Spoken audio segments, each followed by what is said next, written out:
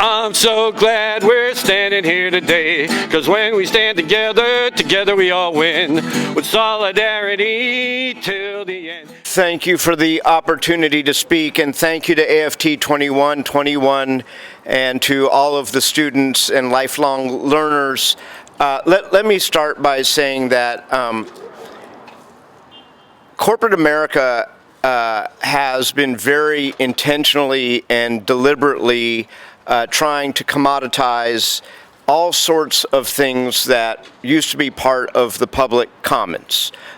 It has happened in the realm of housing that Wall Street has invested heavily in, and it has happened in the realm of public education with charter schools. And I'm not a conspiracy theorist, but what Barbara Bono and the folks who tried to de-accredit this institution were doing was ultimately to benefit privatizing public education. The same is true of the charter school movement in the United States of America, and even San Francisco is not a nerd.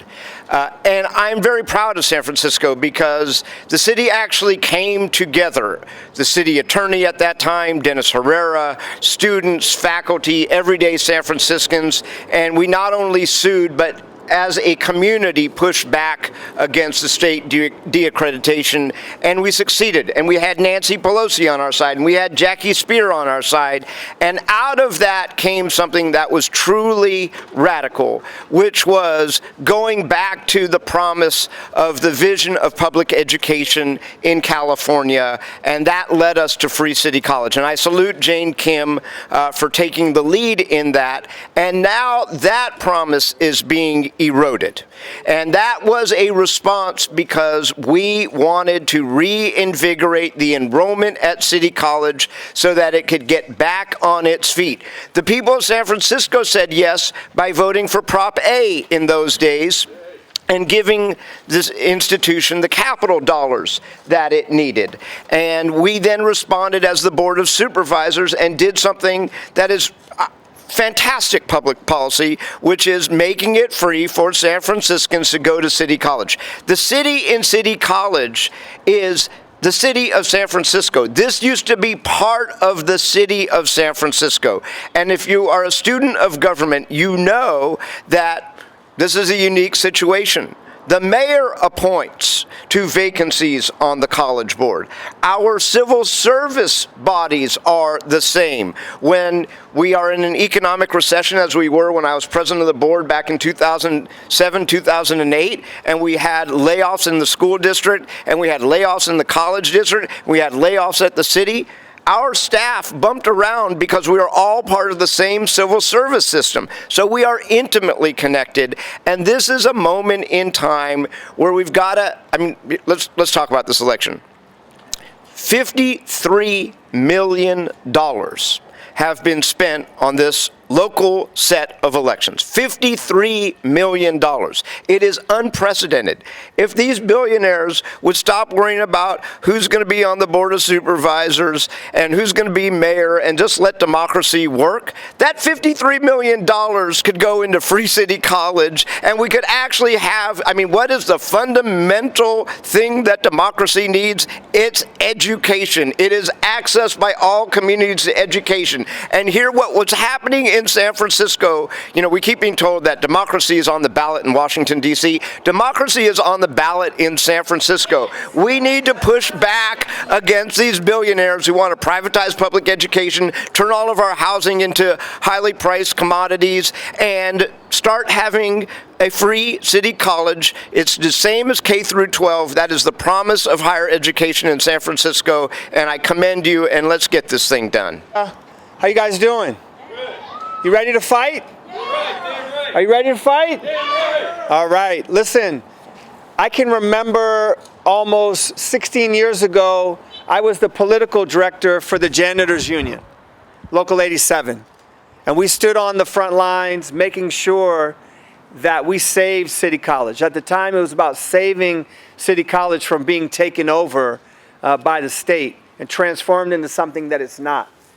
It's not a place that we should be rejecting people that need ESL classes.